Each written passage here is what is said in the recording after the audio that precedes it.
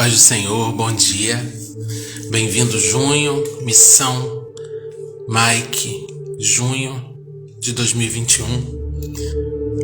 Logo nas primeiras horas do dia, a gente está aqui para liberar a palavra para o mês de junho, assim como foi ao longo dos meses anteriores, né? Em janeiro, a gente liberou a palavra ressignificando a alegria, em fevereiro, ressignificando a cultura, em março, ressignificando a visão, em abril, ressignificando princípios, em maio, ressignificando a família, e nessa virada, nesse novo ciclo, nesses minutos, nessas horas iniciais de todo esse mês que Deus proporcionou, se nós chegamos até aqui, se nós acordamos hoje, é porque ainda há uma obra a ser feita, ainda há uma restauração, ainda há uma salvação, ainda há um alcance, ainda há uma transformação pela palavra. E em junho nós vamos viver essa palavra, ressignificando relacionamentos. Ressignificando relacionamentos é a palavra de junho, e ela vai estar baseada no Evangelho de Mateus, no capítulo 5, dos versos 1 a 12. Que é o mesmo texto que foi a base do primeiro mês do ano, ressignificando a alegria, onde a gente falou a respeito do parâmetro de alegria no reino de Deus, que dito pelo próprio Cristo ali no Sermão do Monte. E hoje a gente vai falar a respeito dos parâmetros de personalidade que se relaciona, que ser relacional nós temos sido. Com quem o mundo, com quem as pessoas que estão ao nosso redor têm se relacionado. É com a pessoa que Deus planejou que fosse. É com a pessoa que Jesus Cristo descreveu como sendo a pessoa feliz do reino. E é isso que a gente vai ver. O mês de junho vai ser para a gente repensar e reorganizar a pessoa que a gente tem sido. De que forma nós temos nos relacionado. Pensar em ressignificar relacionamentos, a primeira coisa que a gente pensa é fazer uma análise daqueles que estão ao nosso redor e pensar com que tipo de gente eu estou me relacionando. Quem são as pessoas que estão ao meu redor? Elas servem para ficar ao meu redor? Elas servem para compor o grupo de pessoas que vivem perto de mim? Na verdade, é exatamente o oposto. É olhar para dentro da gente e se enxergar como ser que se relaciona. Esse ser que se relaciona é o ser que foi pensado lá enquanto estava sendo gerado, né, no ventre da mãe, pelo Criador, que ele se relacionasse. Nós temos sido a pessoa que Deus sonhou que fôssemos. E é isso que a gente vai ver. Esse é o ponto de transformação, o entendimento de uma autorresponsabilidade, porque Jesus Cristo, ele não escolheu com quem se relacionar. Jesus Cristo na Terra, ele se relacionou com todas as pessoas, e ele soube se relacionar porque ele tinha uma personalidade espiritual, ele tinha uma personalidade que veio da eternidade, ele não se deixou... ele não permitiu que sua personalidade fosse forjada pelo externo, pelas angústias, pelas necessidades externas. A personalidade de Jesus era forjada pela eternidade, pelo eterno, pelo Pai. Assim como o Pai era, ele era. E é assim que a gente precisa ser. É assim que a gente precisa se entender. Nós somos seres relacionais e ressignificar os relacionamentos parte de nós. É um ponto de partida de autorresponsabilidade, de olhar para dentro de si e falar quem eu tenho sido. Eu tenho sido discípulo de Jesus, eu tenho conseguido me relacionar com todo tipo de gente. Por que eu não tenho conseguido? Então a gente vai ver aqui no início do Sermão do Monte, quando Jesus ele descreve, até o verso 12, ele descreve 9 tipos de pessoas, 9 características, 9 manifestações de caráter, onde ao longo desse mês de junho a gente vai orar, meditar, sobre as quais a gente vai orar, meditar, pensar nisso, clamar por transformação, verificar em nós os pontos cegos, os pontos falhos que a gente precisa ressignificar, que a gente precisa renovar, que a gente precisa repensar para poder se relacionar com todos ao nosso redor da maneira como Deus pensou, da maneira como Deus sonhou, da maneira como Jesus se relacionou, ressignificando realmente cada um dos nossos relacionamentos. Relacionamento de marido para a esposa, relacionamento da esposa para o marido, relacionamento de pais para filhos, de filhos para pais. Não de acordo com aquilo que a gente sofreu emocionalmente, que a gente sofreu economicamente, que a gente sofreu na nossa saúde, no nosso dia a dia, mas de acordo com aquilo que Deus planejou. A nossa essência eterna, o sopro. O que Deus soprou na gente, né? O fôlego de vida que Ele soprou, o Espírito que Ele soprou na gente, como Ele precisa ser. E é isso que a gente vai ver hoje.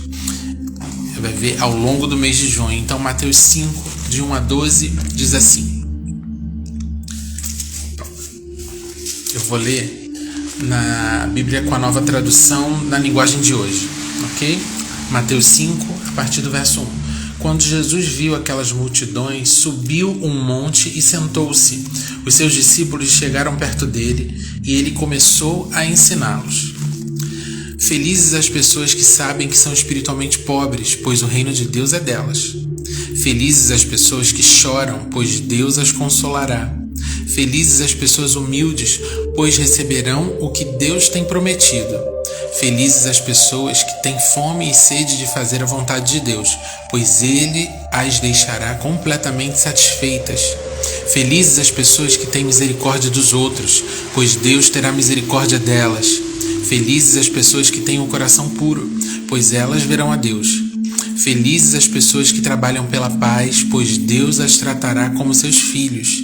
Felizes as pessoas que sofrem perseguições por fazerem a vontade de Deus, pois o reino do céu é delas. Felizes são vocês quando os insultam, perseguem e dizem todo tipo de calúnia contra vocês por serem meus seguidores. Fiquem alegres e felizes, pois uma grande recompensa está guardada no céu para vocês, porque foi assim mesmo que perseguiram os profetas que viveram antes de vocês. Então, nesse texto, que é logo o início do Sermão do Monte, Jesus estava ali sentado e ele começou a ensinar todo mundo, e é o que a gente chama hoje de um texto, se eu não me engano, Mateus 5, 6 e 7, ou 5 e 6, agora eu não me lembro. Tudo isso como o Sermão do Monte, o momento que ele sentou ali para poder ensinar, para poder discursar e falar daquilo que eram as verdades do céu para aquele povo. E ele começou falando sobre personalidade, que é os parâmetros que a gente tem hoje, neste século, nesta geração, como as pessoas, as melhores pessoas. Esses parâmetros eles são completamente diferentes dos parâmetros bíblicos. Porque se a gente entender que a primeira personalidade que Jesus descreve aqui é a humildade, hoje em dia a gente entende que aquele que é muito humilde, aquele que é muito manso, que é a terceira personalidade que ele cita, ele é pisado, ele é dispensado, as pessoas não olham para pessoas assim, os demais não olham para pessoas assim, então eu vou ser diferente. Então, a geração atual, as pessoas, no geral, elas vão na contramão daquilo que Jesus disse, a maneira que era para ser. O ser feliz, o ser como ele era, o ser que se relacionava com todas as pessoas, o ser espiritual, o ser eterno, né? A personalidade que vem da eternidade tem essas características que Jesus acabou de citar. Então, a primeira característica, humildes, aqueles que reconhecem em Deus toda a soberania e sabem quem são diante dele. Então, a gente se reconhecer diante de Deus, o quão pequeno a gente é, o quão nada a gente tem, o quão nada a gente pode, diante de Deus. Não é pra gente. Isso não significa sair por aí dizendo: pobre de mim, eu não sou nada, eu sou o resto. Não. É a gente reconhecer quem a gente é diante de Deus, e que toda a soberania está nele, que todo o poder está nele, e que tudo pertence a ele. nada é meu, eu sou um mordomo, eu sou um usuário, eu sou um filho, eu sou um discípulo, eu sou alguém que presta serviço. Mas toda a soberania está em Deus, então a humildade nesse sentido. A segunda personalidade, a segunda característica, sensíveis, pessoas íntegras, pessoas sensíveis, pessoas sinceras, aquelas que esperam o consolo de Deus. Então, muita sensibilidade hoje é atacada como distorção de personalidade. Pessoas íntegras, elas não são compreendidas. As pessoas que são por inteiro, que são como são em todos os ambientes que elas circulam, elas não são aceitas. Elas têm a desconfiança dos outros, de que elas estão sendo falsas, de que elas não estão sendo verdadeiras. As pessoas sinceras, elas não são aceitas nas rodas. E aqui, é claro, a gente está falando de uma sinceridade de transparência. A gente está falando da sinceridade da integridade, não da sinceridade ferina, não da sinceridade que machuca, que destrói. Então, esse tipo de personalidade, hoje em dia, ela não é levada, não é que ela não seja levada a sério, mas ela não é levada como verdade. Aquilo que vem, é engraçado como aquilo que vem da eternidade realmente não é aceito nessa terra. Essa terra não comporta a integridade de pessoas, a sensibilidade extrema, a sinceridade das pessoas. Por quê? Porque isso é uma característica que vem da eternidade, é uma característica que vem do céu. E realmente o mundo jaz no maligno, ele não aceita esse tipo de personalidade. A terceira personalidade citada logo no início do Sermão do Monte é a mansidão, que é um atributo divino. Isso é um atributo divino.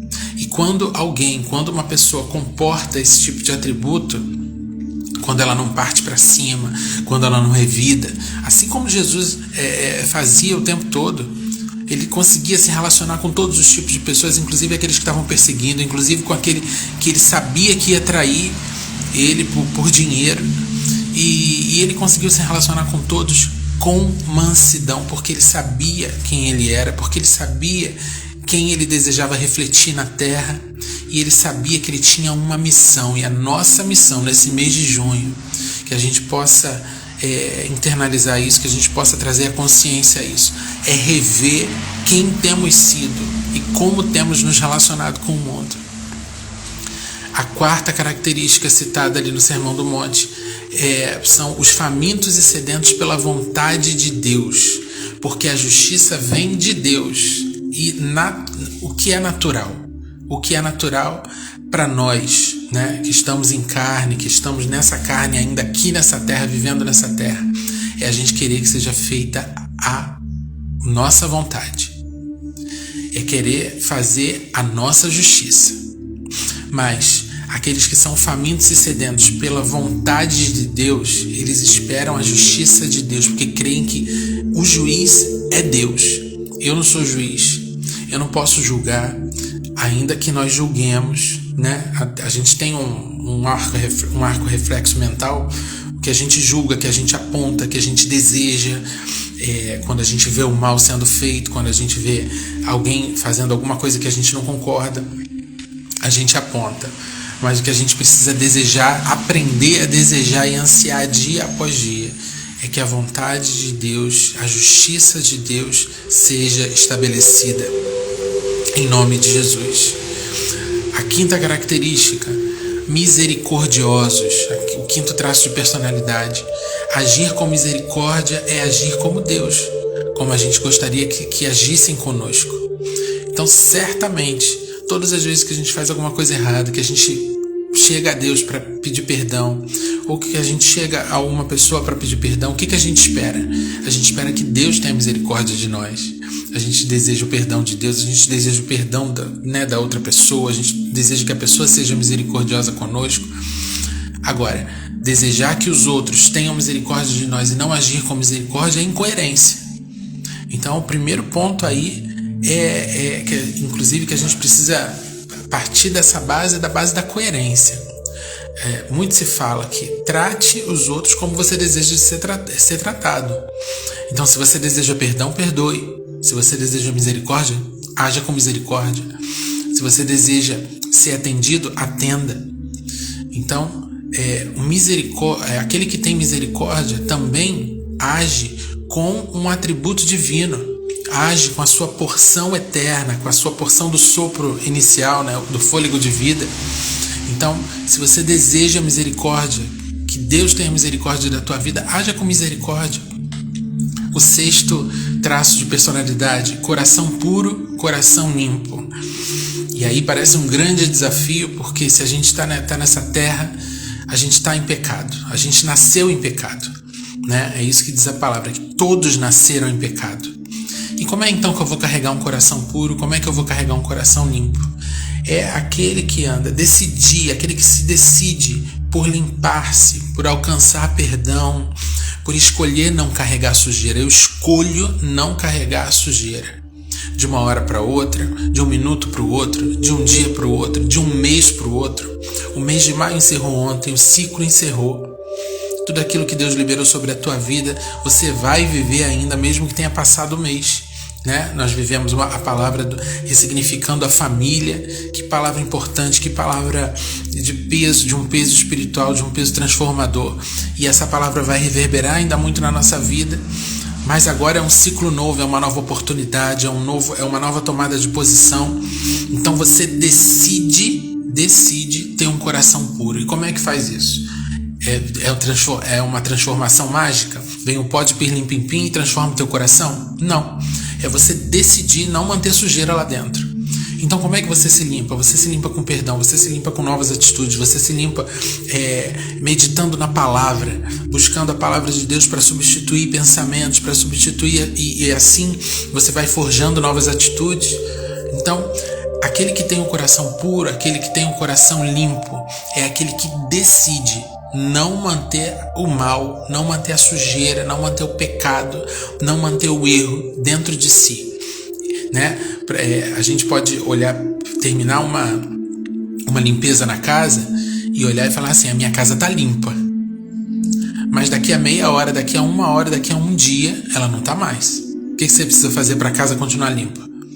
Faxinar de novo, limpar de novo, passar pano, tirar pó, seja o que for. Então a mesma coisa é o coração. O coração limpo, o coração puro, ele vem de um processo de limpeza. Então decida-se por limpar o teu coração todos os dias da tua vida, em nome de Jesus. O 7º traço de característica, de personalidade que Jesus traz ali no Sermão do Monte é aqueles que trabalham pela paz. Trabalhar demanda esforço.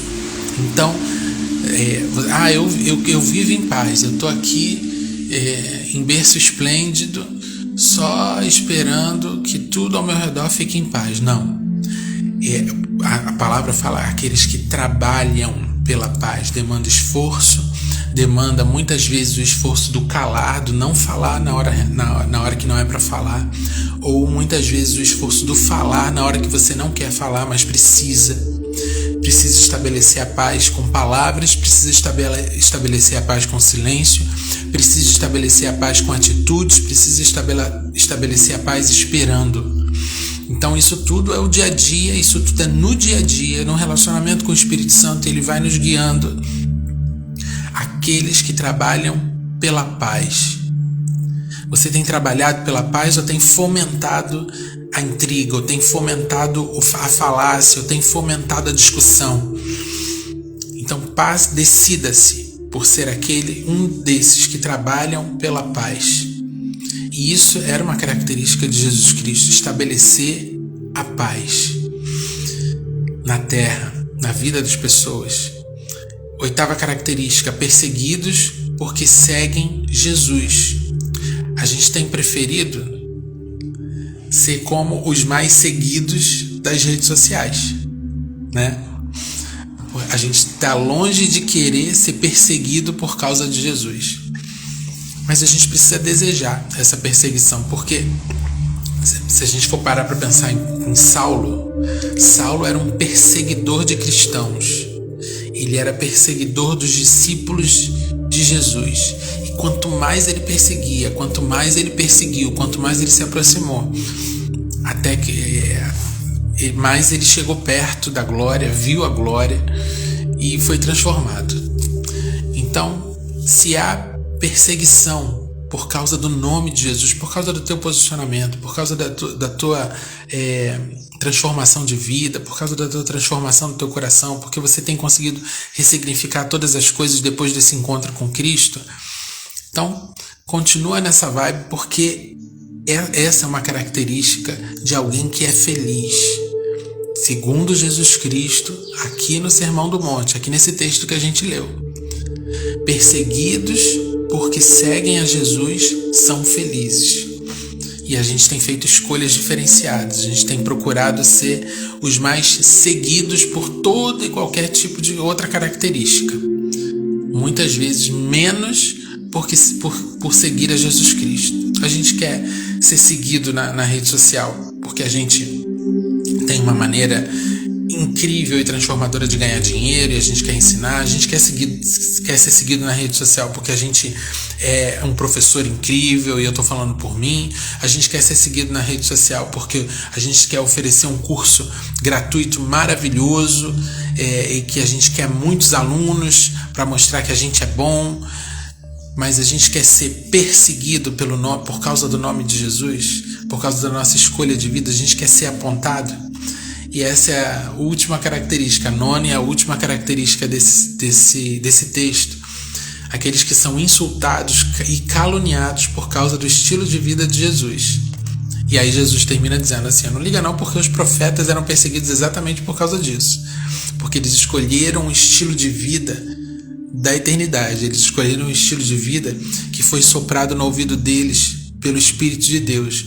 Eles escolheram o estilo de vida de que Deus havia pensado para eles para viver aqui nessa terra. Então eles foram perseguidos por isso. Então não liga não. Os profetas foram perseguidos, então vocês estão no lucro. Foi isso que ele quis dizer em outras palavras. E a gente precisa tomar uma decisão. Decidir o que a gente quer realmente. A gente quer ser seguido por muita gente nas redes sociais, ou a gente assume uma caminhada, uma jornada para ser ao ponto de ser perseguido por causa dessa escolha, né? Caluniado, que as pessoas mintam ao nosso respeito, que as pessoas nos julguem por causa da nossa escolha. A gente precisa ter uma decisão, ter uma tomada de decisão quanto a isso, porque Jesus era tudo isso. Jesus era tudo isso. E quando a gente encontra com Ele, há um constrangimento de alma, há um constrangimento de história de vida, onde a gente se arrepende de tudo que a gente foi, de tudo que a gente não foi, e deseja ser igual a Ele. E ressignifica tudo, porque Jesus, ele emanava tanto bem enquanto viveu na terra e continua emanando. Ele cumpriu sua missão de maneira tão exemplar que o que a gente precisa desejar hoje é um espírito igualado ao dele, são atitudes iguais às dele, para que a gente cumpra a nossa missão também de maneira exemplar nessa terra e deixe um legado para aqueles que ficarem daquilo que é um posicionamento que olha para Jesus, um posicionamento que quer imitar Jesus, um posicionamento que quer seguir os passos que ele deixou na areia para a gente. E antes de finalizar essa palavra, eu quero deixar um outro texto. É um texto que está em Lucas, no capítulo 10, Evangelho de Lucas, capítulo 10, do verso 30 ao 37, que diz assim: Jesus prosseguiu dizendo: certo homem descia de Jerusalém para Jericó e veio a cair em mãos de salteadores, os quais, depois de tudo lhe roubarem e lhe causarem muitos ferimentos, retiraram-se, deixando-o semi-morto. Casualmente descia um sacerdote por aquele mesmo caminho e, vendo-o, passou de largo. Semelhantemente, um levita descia por aquele lugar e, vendo-o, também passou de largo. Certo samaritano que seguia o seu caminho passou-lhe perto e, vendo-o, compadeceu-se dele. E chegando-se, pensou-lhe os ferimentos, aplicando-lhes óleo e vinho, e, colocando-o sobre o seu próprio animal, levou-o para uma hospedaria e tratou dele. No dia seguinte, tirou 2 denários e os entregou ao hospedeiro, dizendo: cuida deste homem, e se alguma coisa gastares a mais, eu te indenizarei quando voltar. Qual destes 3 te parece ter sido próximo do homem que caiu nas mãos dos salteadores? Respondeu-lhe o intérprete da lei, o que usou de misericórdia para com ele. Então lhe disse: vai e procede tu de igual modo. O contexto anterior disso eram as pessoas, um intérprete da lei, tentando encontrar alguma coisa que acusar Jesus, e ele pergunta para Jesus: como é que eu faço para herdar a vida eterna? E Jesus fala: o que você acha que é? Ele responde: amar a Deus acima de todas as coisas e amar o próximo como a mim mesmo. Jesus: você falou, é isso aí, perfeito. E aí ele perguntou: mas quem é o meu próximo? Quem eu tenho que escolher para me relacionar? Quem é o meu próximo? Quem é a pessoa com quem eu vou dessa terra separar para me relacionar, para poder amar essa pessoa como a mim mesmo? E aí Jesus responde: opa, esse rapaz ele está querendo selecionar com quem ele se relacionar, com quem ele deve se relacionar, quando na verdade a gente precisa se relacionar com todo tipo de gente. Então ele contou uma história, uma parábola, e onde ali houve um roubo e uma pessoa foi assaltada e foi deixada semi-morta na beira da estrada, e por ali, ao lado daquela pessoa ali precisando de ajuda, passou um sacerdote, um levita e um samaritano. E um samaritano era uma pessoa que não tinha bom relacionamento com os judeus, e quem estava caído ali era um judeu. E quem se compadeceu quem justamente se compadeceu daquele homem que estava caído ali? Foi exatamente o samaritano, aquele que pela lei ou pela regra ou pela história não pararia para ajudar aquele homem, mas foi ele que parou para ajudar. E aí eu trago a minha reflexão, a reflexão que eu trago aqui. E aí no final dessa história Jesus fala: quem é o próximo? Quem foi o próximo? Quem foi o ser relacional ali nessa história? Foi o samaritano. Não foi o sacerdote que tinha um título, que tinha uma posição e que devia estar apressado. Não foi o levita, que também tinha uma posição, que também tinha um a fazer no reino de Deus, no que eles entendiam que era o reino de Deus, e estava apressado ou por algum motivo não quis parar, por algum tipo de preconceito ou medo. Mas foi o samaritano, aquele de quem ninguém esperava nada. E quem nós temos sido? Nós temos sido o sacerdote apressado, com falta de misericórdia. Nós temos sido o levita medroso e com falta de empatia, ou temos sido o samaritano, aquele de quem não se esperava a atitude, porque era julgado, porque tinha uma história passada, pregressa, porque eu já sei o que eu posso esperar desse samaritano, desse samaritano não sai nada de bom. Quem nós temos sido? E justamente o samaritano foi quem agiu com empatia, foi quem teve misericórdia, foi quem foi manso, foi quem trabalhou pela paz, pela vida daquele homem ali caído, quase semi-morto, que pagou a hospedagem, que pediu para que cuidassem dele. Quem nós temos sido? Um sacerdote com título, com posição, com pessoas que servem ao redor. Um levita apressado, que deseja aparecer para todo mundo que está ao redor, deseja mostrar serviço para que as pessoas vejam aquilo que ele faz.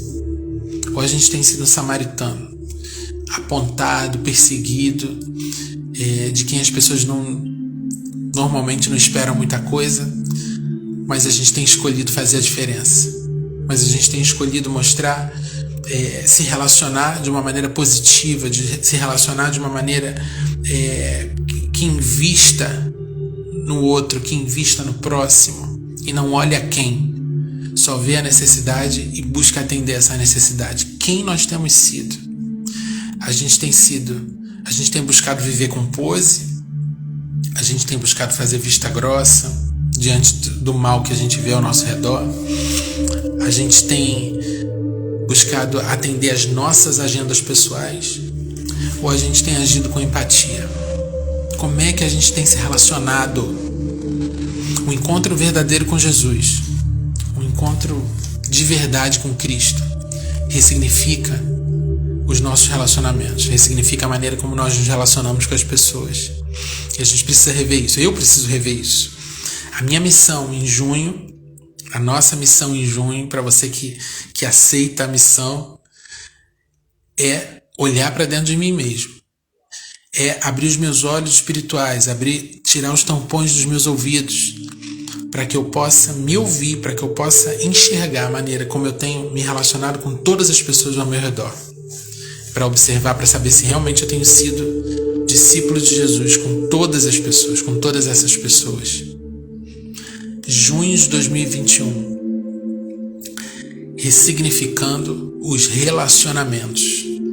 Que essa palavra faça sentido para você, que o Espírito Santo fale muito mais ao teu coração, que essa palavra ela germine, cresça, dê frutos, flores, distribua sementes e que você possa realmente ressignificar todos os teus relacionamentos a partir de um encontro real com Cristo. Vamos orar? Pai, muito obrigado por essa manhã, muito obrigado por essa palavra, muito obrigado por esse novo ciclo, esse novo mês. Obrigado por essa palavra liberada, estabelecida, e eu me coloco à disposição do Teu Santo Espírito para aprender, para crescer, para ser quebrado e refeito, para ser remodelado conforme a Tua vontade, conforme os Teus parâmetros, conforme essas características que o próprio Cristo falou ali naquele Sermão do Monte. Conforme a Tua vontade, Senhor, me faz um ser empático, me faz um ser relacional a partir de Jesus Cristo, a partir desse encontro com Jesus Cristo. Eu não estou aqui para selecionar as pessoas que estão ao meu redor, eu estou aqui para emanar a luz e o sal que eu sou, que há em mim, porque a Tua palavra diz isso, de acordo com a Tua palavra, de acordo com a Tua vontade, de acordo com as missões diárias que o Senhor me dá, de acordo com as missões mensais que o Senhor me dá. Eis-me aqui, Senhor, diante da Tua palavra, diante do Teu Espírito, diante do estabelecimento da Tua vontade para a minha vida, para a minha casa, para a minha família, para toda a minha parentela, para os meus vizinhos, meus amigos. Eis-me aqui, Senhor. Muito obrigado por mais essa oportunidade, por mais esse mês, por mais esse ciclo, por esse ciclo novo. Te agradeço em nome de Jesus Cristo, que morreu por mim e garantiu esse nosso relacionamento livre, em liberdade. Muito obrigado, em nome de Jesus. Amém. Amém? Deus te abençoe. Deus abençoe teu mês. Que você realmente se coloque, se posicione, se coloque à disposição do Espírito, que Ele fale com você, que Ele te encaminhe, que você não desvie nem para a direita nem para a esquerda desse caminho que Ele preparar para você. Mergulhe na palavra, ore, jejue. Hoje é dia de jejum, hoje é dia de se consagrar para ouvir de Deus, para se sensibilizar no Espírito, para ouvir o que Deus tem para a gente ao longo desse mês de junho. Deus te abençoe, em nome de Jesus.